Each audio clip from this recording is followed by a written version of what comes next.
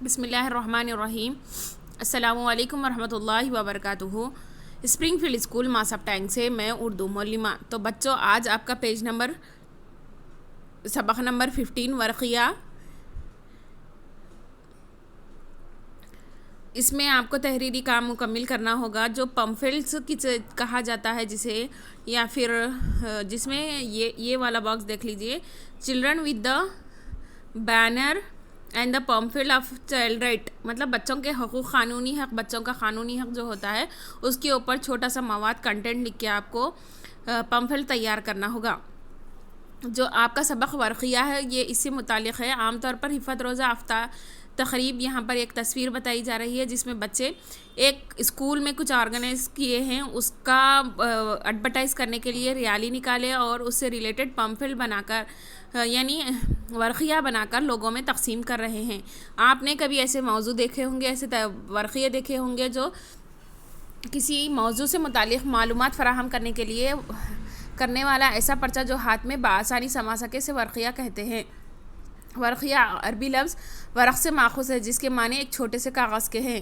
اس کو انگریزی میں پمفلٹ کہتے ہیں۔ یہ ضروری نہیں ہے کہ ورقیہ کا مواد کسی عنوان کے تحت ہو، یہ کسی طرح کا بھی ہو سکتا ہے۔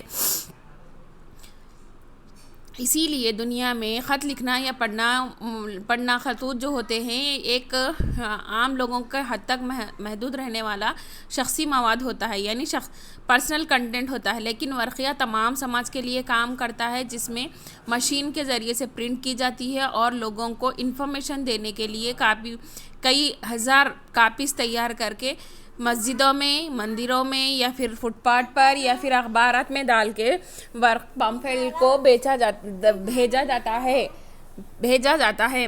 ورقیہ تبدیل آنے کی صلاحیت رکھتا ہے تاکہ لوگ خیالات کا اظہار خیال کر سکے، خیالات کو سمجھ سکے اور اس میں اپنے اندر کچھ تبدیلی لائیں۔ اس اعتبار سے ورقیہ جو پڑھا جاتا ہے وہ، اور بھیڑ بھاڑ میں بھی یہ تقسیم کیا جاتا ہے۔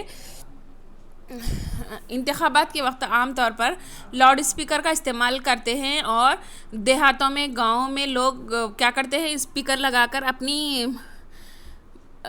اپنی پارٹی کے متعلق الیکشن میں ٹھہرے وقت اپنی پارٹی کے متعلق کمپیننگ کرتے ہیں اور بتاتے ہیں کہ ان کے یہ اصول اور قواعد ہیں، یہ ضوابط ہیں، یہ قوانین ہیں، اس کو فالو کیا تو ہم آپ کو یہ چیزیں دیکھیں گے، بلکہ بتاتے۔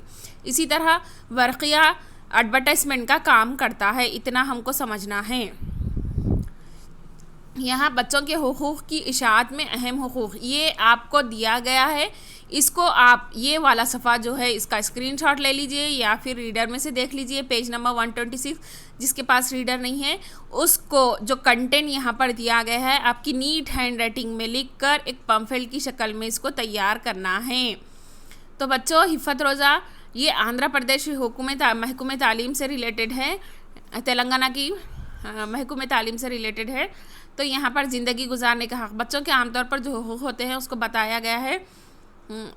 زندگی گزارنے کا حق، تعلیم حاصل کرنے کا حق، صحت اور پرورش کا حق، روٹی کپڑا اور مکان کا حق، کھیل کود پر مشتمل لطف اندوز ہونے اور آرام پانے کا حق، محنت و مشقت سے بھرپور کام سے باز رہنے کا حق، مزدوری سے دور رہنے کا حق، ذات پات کے بھید بھاؤ کے بغیر بچپن کا حق، زیادتی سے تحفظ پانے کا حق، اور خصوصی طور پر لڑکیوں کو غنڈہ عناصر سے تحفظ پانے کا حق، ترقی پانے کا حق۔